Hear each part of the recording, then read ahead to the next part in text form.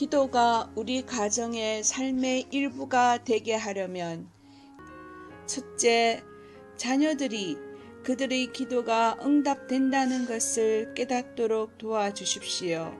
먼저 부모가 자신의 기도가 응답된 것을 자녀에게 나누어 주십시오. 부모의 기도가 응답되는 것을 보면 자녀가 자연히 스스로 기도를 드리게 될 것입니다. 그래서 자녀도 부모를 따라서 자기의 기도와 그 받은 응답을 자연스레 나눌 수 있도록 늘 격려해 주십시오. 물론 기도의 응답은 꼭 예스로만 오는 것은 아닙니다. No, wait, another way도 다 똑같은 응답입니다. 만약 여러분이 다른 믿음 좋은 분들이나 선교사, 전임 사역자를 가정에 초대할 수 있으면 그들을 초대해서 그들의 기도 생활과 하나님의 응답에 대해 여러분께 간증을 해달라고 부탁하십시오. 그러면 여러분들의 자녀들은 자연스레 곁에서 기도는 응답된다는 사실을 듣고 배우게 될 것입니다. 조기 교육이 중요하지 않습니까? 둘째, 부모가 먼저 밖에 나갈 때 하나님이 창조하신 자연의 아름다움을 보고 찬양하고 감사 기도하는 모습을 보여주면서 자녀들도 그렇게 자연을 보면서 찬양하고 감사 기도를 드리도록 인도해 주십시오. 우리가 깨어 있으면 주위에 찬양하고 감사드릴 일들이 많습니다.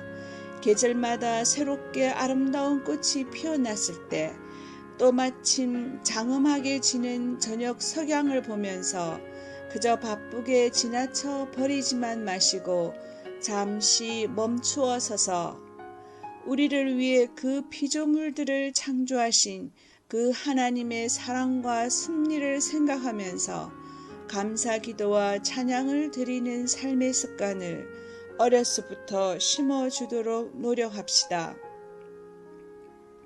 셋째, 누가 여러분께 어떤 도움 요청을 하면 또한 요청해 오지 않더라도 TV나 신문의 뉴스를 보면서 기도의 필요성을 느끼실 것입니다.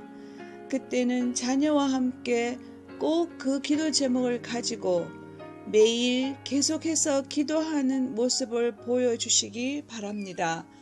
또는 길을 걷다가도 어떤 불쌍한 사람을 보면 기도의 필요성을 느끼실 것입니다. 운전하고 가다가 도로의 사고 장면을 목격하실 수도 있습니다. 그때 그냥 지나치지 마시고 꼭 자녀들과 함께 잠시라도 그 사고를 당한 사람, 삶의 고통 중에 있는 사람들을 위해 기도하는 습관을 가져보십시오. 그것은 자녀의 일생에 큰 영향을 미칠 것입니다. 뿐만 아니라 그 기도의 대상이 되는 사람에게도 말할 필요도 없이 큰 도움이 되겠지요. 넷째, 신년, 명절, 생일 등 온 가족이 함께 모이는 시간에는 반드시 특별 기도 순서를 넣으십시오. 음식을 먹고 즐기는 것으로만 그날을 보내려 하지 마십시오. 예를 들면 가족 중 일원의 생일날에는 평소보다 특별히 그 생일 당한 가족에게 나머지 온 가족이 손을 얹고 기도하는 것입니다. 그리고 기도 중에 그 자녀로 엄마나 아빠로 인해 감사한 내용을 한두 가지라도 꼭 기도에 언급해서 하나님께 감사를 드려 보십시오. 추수감사절에는 온 가족이 둥근 테이블에 둘러앉아서 각자가 한 명씩 돌아가면서 그래서 온 가족이 차례로 빠짐없이 기도할 수도 있습니다. 특별히 그 해에 자기에게 일어났던 가장 감사한 제목을 그때 기도로 하나님께 감사드릴 수 있겠습니다. 다섯째, 자녀에게 늘 축복하는 기도를 해주십시오. 자기 전에는 손을 얹고 축복 기도해 주시고, 또한 자녀가 특별히 마음의 상처를 입어서 의기소침해진 날 자녀를 위해서 기도해 주십시오. 그리고 성경에 나와 있는 축복 기도의 구절을 인용해서 기도를 해 주셔도 좋습니다. 예를 들면 민수기 6장 24절에서 26절입니다. 여호와는 내게 복을 주시고 너를 지키시기를 원하며 여호와는 그 얼굴로 내게 비추사 은혜 베푸시기를 원하며 여호와는 그 얼굴을 내게로 향하여 드사 평강 주시기를 원하노라 할지니라 하라. 그런데 시편에도 그렇게 기도에 인용할 수 있는 구절들이 많습니다. 여섯째, 자녀가 기도를 통해 매일 아침마다 하루를 시작하면서 자기 스스로 영적인 전신갑주를 입도록 훈련해 보십시오. 즉, 예배소서 6장 10절에서 18절 말씀을 암송하면서 기도하는 것입니다. 그러면 자녀들도 자기도 영적인 전쟁 가운데 살고 있음을 알게 될 것입니다. 그리고 하나님이 그 영적 전쟁에서 그의 자녀가 승리할 수 있는 전신갑주를 주셨음을 믿게 될 것입니다. 부모가 먼저 충분히 기도해서 자신이 먼저 영적인 전신갑주를 입어야 합니다. 그 다음에 자녀에게 권할 때 자녀도 부모를 보고 따라올 것입니다. 그렇지 않고 율법주의적으로 강압적으로 권하면 오히려 안 좋을 것입니다. 일곱째, 가족 예배, 가족 기도 시간을 짧게라도 매일 드리도록 노력하십시오. 매일이 아니면 일주일에 두세 번이라도 드려야 합니다. 물론 같은 시간이지만 가족 각자 흩어져 개인적으로도 드릴 수 있고, 또한 같은 시간에 온 가족이 함께 모여서 기도드리고 주님을 찬양할 수 있겠습니다. 진정한 연합은 먼저 영적인 연합이 선행되어야 되어지는 것입니다. 부부 간의 연합, 부모 자녀 간의 연합, 동기 간 연합은 진정 서로를 위해 기도할 때 주어지는 축복이요 부산물입니다. 우리의 가족이 서로를 위해 진정으로 기도하지 않으면 그 연합은 피상적이며 언젠가는 부서지기 쉬운 연합이 되고 만다는 점을 명심하십시다. 한마디로 모래 위에 집을 세우는 것이지요. 여덟째, 우리 가족용 기도 앨범, 기도 게시판을 만들어 보십시오.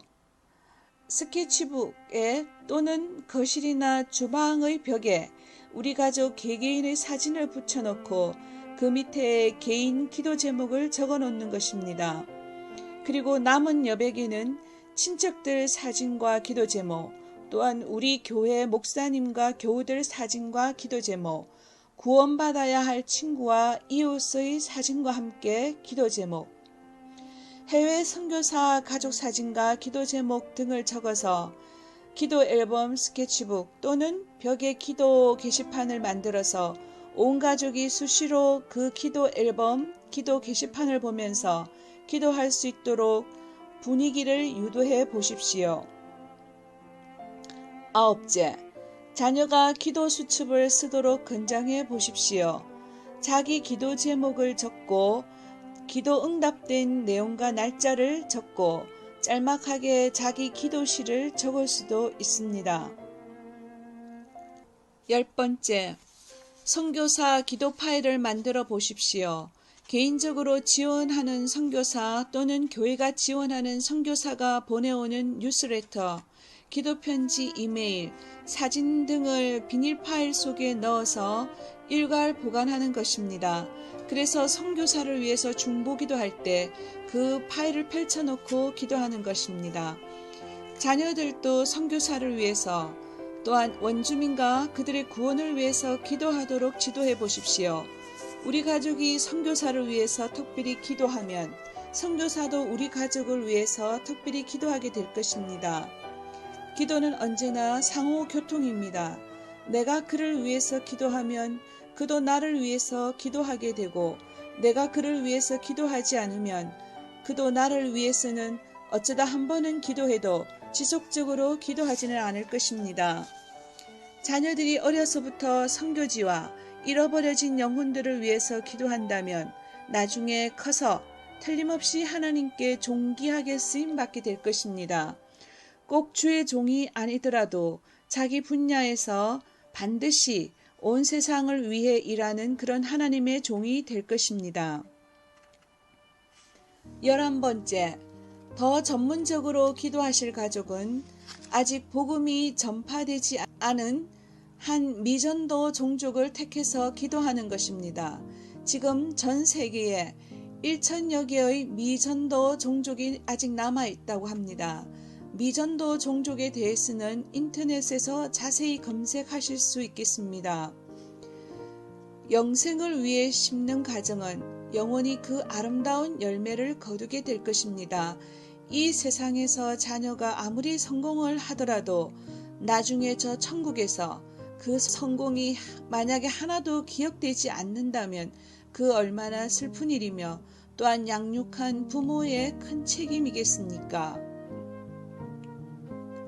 12번째, 달력에 가정을 위한 특별한 날과 기도 제목에 표시를 해놓고 그날이 오기 전에 한 달 전부터 6개월 전부터 집중 기도하는 것입니다. 이사라든지 입시라든지 출산이라든지 군입대, 유학, 결혼이라든지 장기적으로 미리 기도로 준비해야 하는 집안사들이 있을 것입니다. 그래서 달력에 확정된 날짜를 적어놓고 그날이 다가옴을 보면서 한두 달 전부터 온 가족이 함께 기도하는 것입니다. 미리 기도로 대비하는 것이지요. 명절을 위해서도 미리 기도로 준비하는 것이 좋습니다. 그러면 그 명절에 온 친척이 모인 자리가 아름다운 교제의 자리가 될 것입니다. 13번째, 기도 소풍, 기도 산책을 가보십시오. 물론 그냥 산책을 가는 것이고 그냥 소풍을 가는 것이지만 특별히 기도 수첩, 기도 앨범 등을 가지고 가서 걸어가면서 기도하든지 장소를 정하고 그 근처에서 흩어져 기도하든지 이렇게 기도가 생활화가 되게 해보십시오. 14번째, 성경에 권세자들을 위해서 기도하라고 명령하셨으니 우리 가족이 특별히 기도해야 될 권세자를 지정해서 온 가족이 함께 기도할 때 그분을 위한 기도를 꼭 넣는 것이 좋습니다. 교장, 시장, 도지사, 대통령 등 그래서 자녀들로 하여금 사회와 나라를 위해 기도하는 법을 자연히 배우게 하십시다. 15번째, 미국에는 나라를 위한 기도 모임, 특별 기도의 날들이 있습니다. 그런 범국민적 기도 모임에 우리 자녀들을 동참시키고 자녀가 고등학생이나 대학생이면 그 기도 모임에 자원봉사자로 참여시킬 수도 있습니다.